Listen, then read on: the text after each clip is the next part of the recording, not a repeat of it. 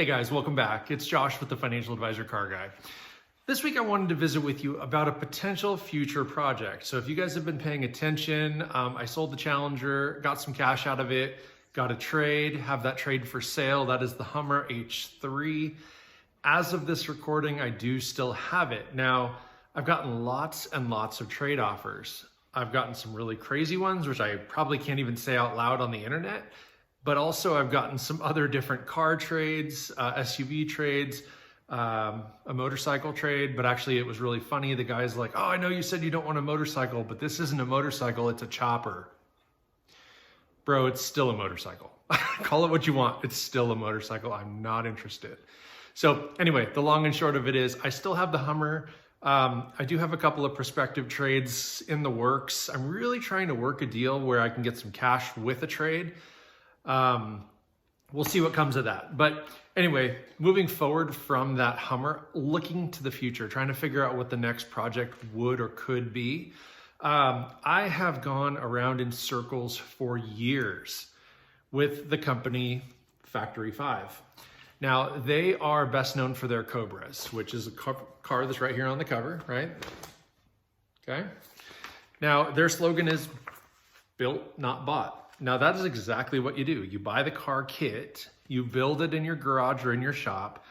It includes every part you need with the exception of engine, transmission, wheels and tires, and paint. So those are all things that you get to customize. You can put whatever engine you want in there, big block, small block, whatever, automatic transmission, manual transmission, whatever, paint it whatever color you want. And then of course, wheels and tires, you can get whatever wheels you want, get whatever size tires you want, all the whole nine. But the idea is literally it comes on a crate, comes to your front door, and you unbox it. And I'm gonna show you a picture of it if I can find, they have a fantastic, so like here's the frame. Okay, that's pretty cool. It looks pretty strong. It's all powder coated, ready to go. It looks fantastic. And then you build the car, you drop the body on it once it's painted, you fit and finish all the little things, and you've got a turnkey car. Now, what I need to share with you guys is how inflation has factored a role in the building of these kit cars. Now, you used to be able to buy the Roadster kit, right? It's that car there for $12,990. Now, I don't think that includes shipping and handling, so I want to say it was always going to cost a little bit more than that. But I went to their website a 2-3 nights ago now, and that $12,999 kit or $12,990 kit is $14,990 now. So it's up $2,000. Some of the other models that they do, I'm gonna show you guys here. They do, that's the same car, let's see. So they do a 33 hot rod, which you can buy kits, stage 1 and 2 for about 10 grand each, or the complete kit is 20 grand, right? They also build a hot rod truck. It's a 35 Ford truck. They've got what they call their Type 65 coupe, but really what it is it's a Shelby Daytona. They also have a supercar. Okay, and that's built on a Subaru platform. You would use a Subaru Boxer engine, and that's pretty cool. So anyway, the long and short of that is this has been something I've always wanted to do. I've always wanted to build one of these cars. Most people, again, do the most common thing, which is the Cobra. I really like the Daytona personally. I also really like that hot rod truck. So I would lean towards one of those too. But again, it's a turnkey kit. You buy it, they bring it on a crate, they drop it where you tell them to, and then you just follow the instructions and build it. So it's kind of a cool project. It's kind of unlike any other car I've ever built. I've always had to source the parts. I've always had to shop around for the best buys. I've always had to, jerry rig things to work and fit, and maybe they're not exactly right, but they kind of can work if you do it right. These things are sweet because they are designed to fit and finish and work as designed. So there's no jerry rigging. There's no makeshift anything. Everything is professionally crafted for this application. They're not taking bits and pieces off other cars. Everything is custom built to this. Again, with the exception of wheels, tires, paint, engine, transmission. But even then, everything is plug and play. So you tell them when you order the kit, what type of engine I'm gonna use, what type of transmission I'm gonna use. They're gonna send me the pieces that I need to work with the engine and the transmission I choose or select. So that's kind of something I'm leaning towards for my next build. I'd really like to build that hot rod truck or the Daytona, like I mentioned. The reason I'm kind of leaning towards the truck over the Daytona is I already have the Mustang. I also have my R8 that's sitting right here in front of me. Do I need a third car? I mean, again, the point of this is just to build it and enjoy it and have fun with it. But truth is, that Daytona is not a lot different than the Mustang or the R8 from a styling perspective, from an engine and transmission perspective, from all those things. There's a lot of overlap. And so I don't know that it makes all that much sense to just have a redundant car in the garage. I think a hot rod truck would be fantastic. I do have my Raptor, so again, redundancies, that's fine. But you know, the truth of it is, I can make it low, I can make it fast, I can, you know, do whatever I want to it. I can do all those things. My Raptor is a perfectly capable pickup for a pickup. But if I want to just drive around and cruise around in an old, you know, sweet looking 35 Ford pickup, it's going to serve a different purpose. It's a very different function. It's not the same as my R8. It's not the same as my Mustang. So it would add a little bit of a dynamic to the garage, which I think is fantastic. Plus, I just love how they look. I mean, I really do think they are a sharp looking project. The cool thing is they've got so many different styles. I can keep it very original. Okay, I think that looks great. Here's the frame. Okay. I mean, you can customize it. See, there's like kind of a lowrider version with the exposed engine. It's got you know, solid wood back bed. There's a good picture of kind of the open engine. And, you know, I mean, there's the Daytona. But, you know, so the truth is, you can, oh, I like that one too, that blue one. See, they made it into kind of a street rod. That's incredible. That's so cool. So I don't know which direction I'd take my build, but if I'm to look at the pricing on these things, and I think you saw that here, but everything but the running gear for $19,990. Now again, that's gonna be a little short. All their kits went up $2,000 to $3,000. Again, inflation, parts, manufacturing costs, all those things factor into what they price these at. Freight is also up right now, right? So, I mean, what I see in this book for 20 grand, maybe 25 by the time it's delivered and here in place. Then I still have to add on wheels, tires, engine, transmission, paint, any other odds and ends that I choose to add to the car to customize it. Very quickly, that 25,000 becomes 35,000, maybe 45,000. And when it's all said and done, is it something that I can sell for $45,000? I don't know. I mean, it's rhetorical. I don't know what these are worth when they're all said and done. The Cobra Market, if you could have got one of these for that $12,990, even at the $14,990, you can paint it a solid color inexpensively. You can buy generic Mustang wheels and tires. You can find, like I did for my Shelby, you can find a Fox Body 5.0 with a manual transmission or an automatic transmission for a few $100, maybe $1,000. You could build one of those on the cheap for probably $20,000 if you didn't pay anybody for labor, if you just did it yourself in your garage or in your shop. I kind of like the idea of that. If I could get into a project inexpensively enough, finish it for 20 grand. Cobras, I don't know that I've ever seen one for less than 40,000 bucks when it's all done, turnkey, drivable. I've seen a couple in the mid to high 30s, but they need things. You know, they're not totally done. So if you could build one for 20, and even if you were the cheapest one on the market, you'd be able to sell it for 30 to 35, maybe even 40 and still be the lowest on the market. You're making a good amount of money. But like the truck, for example, if it costs me $25,000, even if I did all the labor and stuff myself, maybe I'm into it 30 when you buy the motor and transmission and the tires and wheels and paint and stuff. I don't know. I might be into it 30. Can I sell it for 50? Maybe to the right buyer. More likely not though. There's a lot of competition in that price range. So that's the other thing, right? Is your return on investment needs to be justifiable. If I, as a buyer, if I say I'm gonna go buy an R8, okay?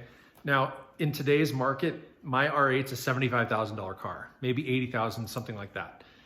What other cars can somebody get into for that same price? Okay, on a supercar level, nothing. You can get maybe an old beat up Ferrari, maybe like a 308 or something like that, but even those have gone sky high. You're not gonna get a Lambo, never gonna find a McLaren, you're never gonna get anything super exotic. You can get a nice powerful Mercedes or BMW or something for the same money, but you're not gonna get that same supercar feel for $75,000. This is the best bang for your buck, guaranteed. When it comes to hot rods and things like that, sure, I can go spend $75,000 on a Hemi Cuda or a clone Shelby, right? Okay, those are 75 grand anymore. Even a very nicely rotisserie restored fastback, 70, we'll call it 67 to 70. Those 4 years, now it's two different body styles, but those 4 years are the most desirable fastbacks, in my opinion. I really like the 65, 66 as well, so you could even include those. But a nicely restored one is gonna cost you $60,000 to $80,000, maybe more, depending on the engine and transmission and all those things.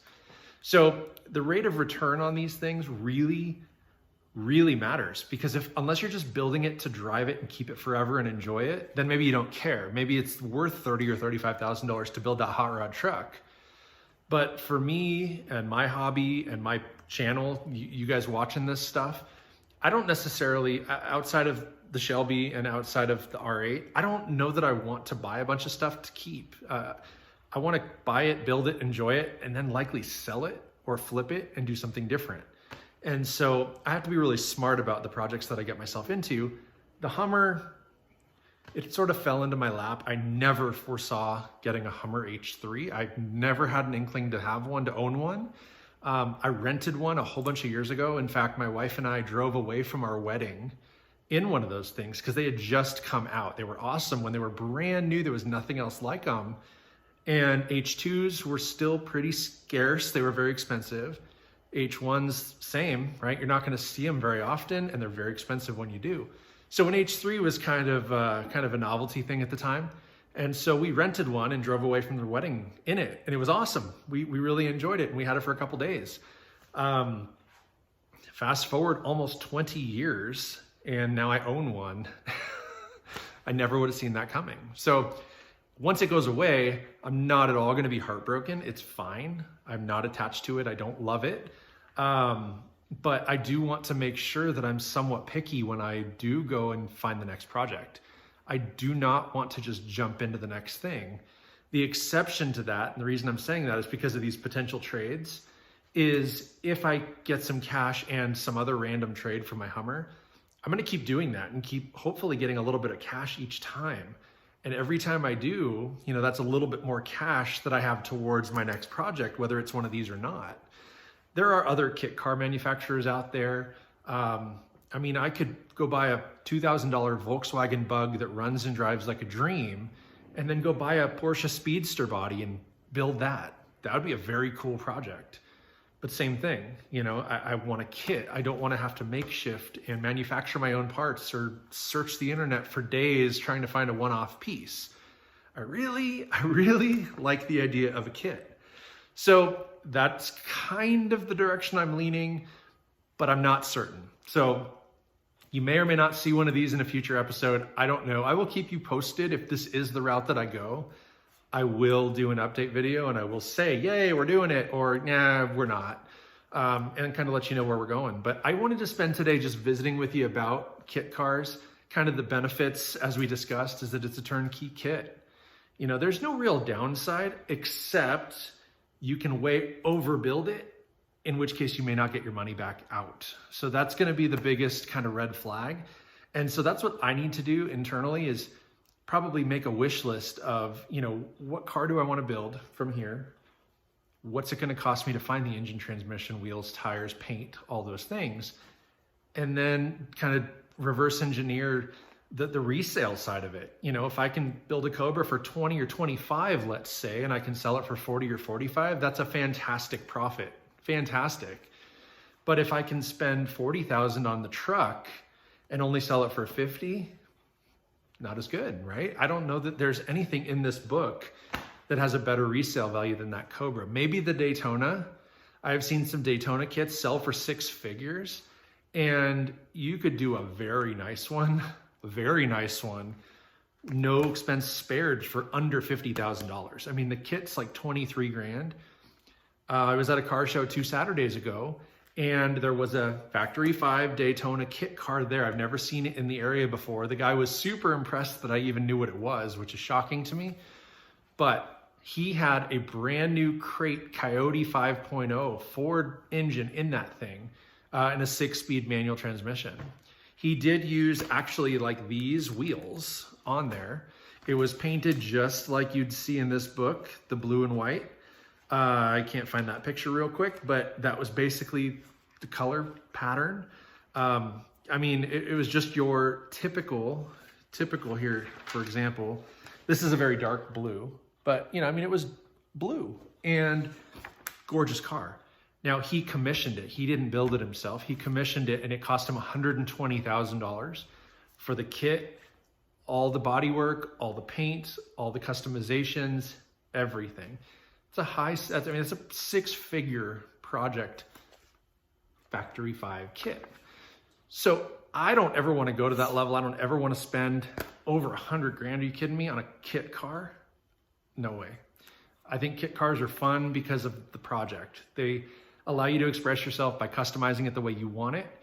But hopefully you're getting your hands dirty and you're building it yourself, learning about the ins and outs of that car, whatever it is, and then, either driving it and enjoying it or selling it upon completion. Maybe it has no miles on it, so it's worth a bunch of money. It just depends on the motor, I guess. But anyway, that's all I got for you today. I'm going to leave it there. Please like, subscribe, comment down below if you have any questions. Have you ever built a Factory 5 kit car?